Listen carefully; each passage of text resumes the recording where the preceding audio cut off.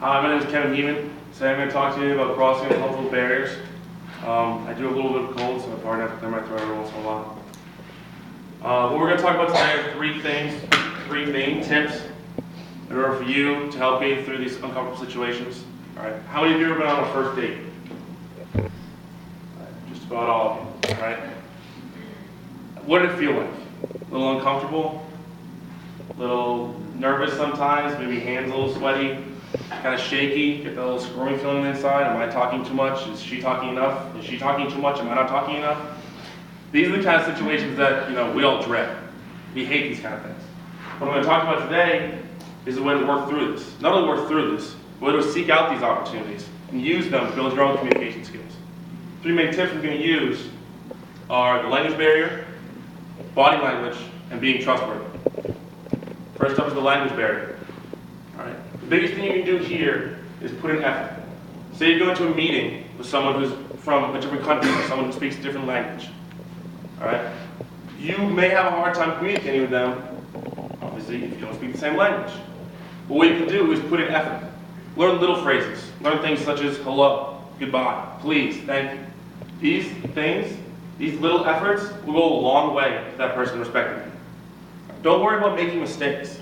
If you do this and you put in the effort, they're going to see this, and if you butcher their word, they're going to correct you and help you learn how to say this word. It's going to go a long way in improving and to forging that connection that you need.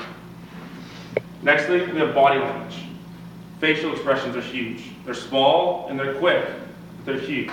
We've learned from numerous presenters that they vary across different cultures, so what we have to do again is do a little research. See, should I smile in this situation? Is it not okay for me to smile in this situation? What kind of handshake should I use? Who should I handshake first? Hand and body movements are also key. What you're doing with your hands when you're talking to someone is extremely important. What you shouldn't be doing, obviously, is checking your phone, looking at your watch, things such as that. Don't be wringing your hands like you're nervous, right?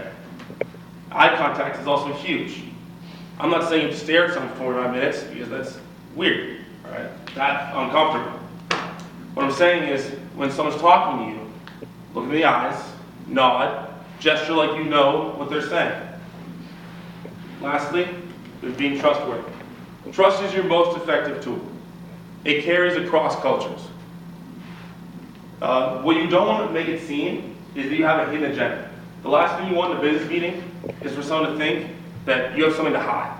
Like there's something that you're not telling them. Trust is your best tool in forging communications across barriers.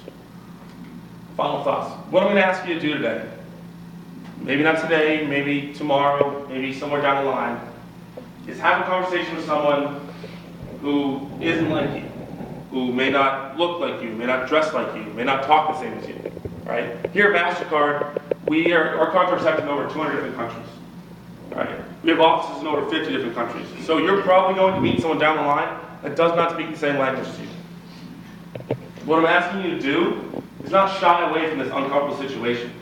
I know on the inside it makes you kind of squeam and you don't really know what to say, but in the long run, it will help with your communication skills. It's going to help you become an effective communicator, not only with people who don't speak the same language, but become an effective communicator with everyone. Your peers, your bosses, the people under you, everyone. So I'm asking you to forge these connections and seek out these types of opportunities. And I'm going to open up to questions.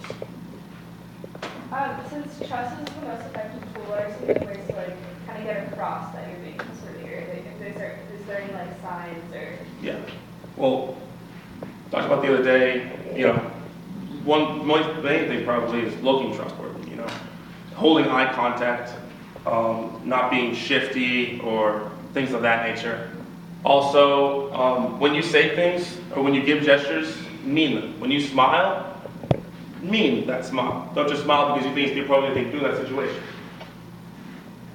Yes?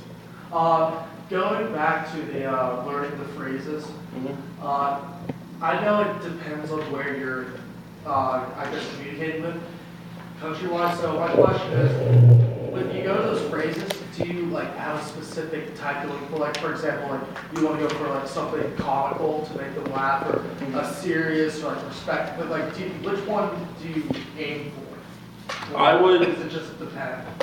It obviously depends on the situation. If this is someone that you know, maybe you might want to try, the comical route. But I would honestly go for respectful first, and then see how the meeting plays out. And then if you think, it would be the right time to do the comical part, then you go with that. But like I said, little things such as, hello, like respectful bows, such as the namaste, things like that go a really long way in forging those connections. What is the best way to like cover your fears if you're squeamish about like saying like a word in their language or something like that? Honestly, you would have to pretend you're confident. That would be probably the biggest thing. Is you don't have to be confident. You just have to make them think that you're confident. Any other questions?